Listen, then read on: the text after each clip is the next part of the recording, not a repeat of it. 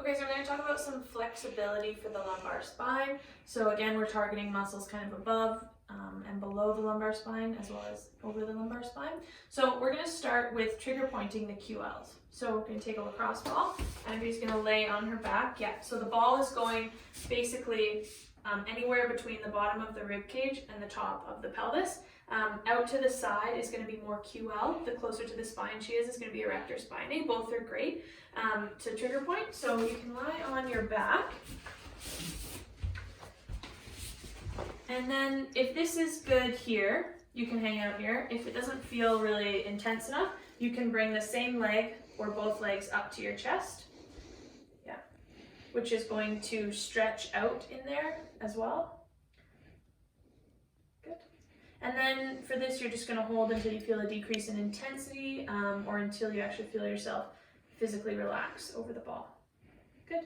Next one we're going to do is TFL. So the best way I tell people to find TFL is find the front of your hip bone that sticks out, the really pointy part. You're going to go finger length down and a finger length out to the side from there, and that's your TFL. If you're not sure if you're on it, you can turn your leg in and you'll feel it pop out because that's its action, is to turn the leg in. Okay, so you're going to lay on you can lay on your side or your stomach for this one. Good. And same thing goes, this muscle is often tight in people, so hang out here for a little bit. You'll either feel yourself relax or it won't be as painful as it was initially. Good. Okay, so now we're going to do a stretch for the QL that we just rolled out, and it's going to be child's pose with a crossover. So Andrea's going to go into a child's pose, so sitting back onto her heels, trying to push her bum back and then reaching her hands forward. And now from here, so this is a really great straight stretch for the erectors, but if we want to target QL, Andrea's going to walk her hands over to the left. Good. And still trying to reach with these hands and pull back with the hips, and she'll feel a stretch in through here. So that's the QL. And then we're also getting the erector spinae in here as well.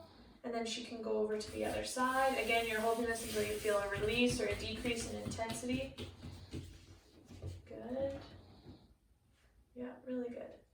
Okay, the next one we're going to do is for iliopsoas, so one of the main hip flexors. So Andrea is going to kneel 90-90 with her legs. From here, the main way we're going to target hip flexor is by tilting her pelvis. So, good. Yeah, so when the hip flexors are tight, they pull our pelvis forward like that. So we're going to push them forwards by squeezing our glutes, and you'll feel a pull in through here. Now from here, if she wants to increase intensity, she can reach that same arm up, and then she can kind of lean back with her upper body, and she can also rotate her rib cage, making sure her pelvis stays facing forward, because as soon as we rotate the pelvis, we lose, but she's going to rotate towards me. Yeah, you got it. Good. So yeah, making sure the pelvis is staying forwards, it's just the rib cage. And then we'll get higher into the psoas, the hip flexor, because it attaches at the lumbar spine. Good. Now if we want to stretch rec fem, so that's one of the quad muscles that crosses the hip. We're going to do a wall stretch. It's also been called a couch stretch. Good. So Andrea is in a lunge position and her leg is bent behind her like this. So same thing goes here. She's squeezing that glute to tuck her pelvis forward, or tuck her pelvis under rather. Good, and then trying to stay upright through the body. As soon as you slouch, it's going to shorten the muscle and we're not going to get that stretch. So she should feel this in her hip flexor all the way down her leg. Good. Okay, so we're going to go over a stretch now for the erector spinae. So the child's pose stretch that we just did is also a stretch for the erector spinae, but this one is a little bit different. We're going to add a PNF to it. So Andrea's going to lay on her back for this. So PNF, basically what we're doing is we are tricking the muscle spindle into kind of resetting and relaxing. So we're going to contract the muscle for about 5 to 10 seconds, and then we're going to relax and stretch it further. So the erectors do this action, they arch the back. So we're doing the opposite, we're curling or flexing them back. So Andrea's pulling her knees to her chest. And then what she's going to do is she's going to push her knees into her hands and kind of arch her back for 5 seconds so she can feel the back muscles engaging. And then she's going to relax and pull her knees further. It's good. So really trying to get rid of that space between her low back and the floor, really trying to, flex through the lumbar spine. Good. Okay, now we're going to go to the wall and we're going to do a hamstring stretch.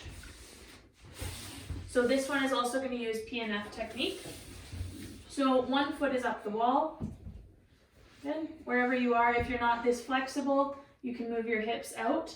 Really trying to straighten the knee when you're here. So then what Andrea's going to do for the PNF part is she's going to push her foot into the wall, which is going to activate the hamstrings for 5 to 10 seconds. And then she's going to relax and she'll be able to move a little bit closer to the wall. Good. Good. So that's our PNF for the hamstrings. Again, for all these stretches, you're kind of holding them until you either feel the muscle release, you can get a lot further, or the intensity decreases. 15 seconds times 3. So yeah, 15 seconds times 3 sets. Okay. Good. Now we're going to go on to the adductors. So we call this the frog stretch. So Andrea's on the wall. And you want to do this one both with bent knees and straight knees after, because we're going to get the 2 parts of the adductors. Some of the adductors don't cross the knee and some of them do. So what Andrea's going to do here is she's going to put her hands on her knees and push up with her knees into her hands for 5 to 10 seconds. Then she's going to relax and push her knees down towards the ground. So she can do the same thing with her legs straight, but she has to be a little bit closer to the wall. Yeah, go right up against, yeah. Good. So same thing here, she can put her hands on her knees, and she's gonna close like isometrically, there's no movement, but she's gonna pretend she's closing her legs so she can feel her adductors engage. Good. 5 to 10 seconds. And then when she relaxes, she'll be able to slide her feet further down the wall. Good. So those are for our adductors. Now we're going to go on to piriformis, which is a muscle in the glutes that attaches to the sacrum, causes a lot of SI joint dysfunction when it's really tight. So the first stretch we can do for piriformis is thread the needle. So that's going to be, yeah, just like that. But if this is too uncomfortable for you, you can make kind of a modification. You can use a wall. Good. And just like that. So in this instance, the right leg is the one being stretched here. Good. So same thing goes for this. We can do a PNF. So Andrea is going to push her knee into her hand. And then when she relaxes, she's going to be able to push further. Good. And then the other stretch we can do for piriformis, we're going to do the crossover. So Andrea's going to lie on her back. And then she's going to bring one leg over. Yeah, twist all the way over. Yeah, good. Yeah, you can cross over and come across. Good.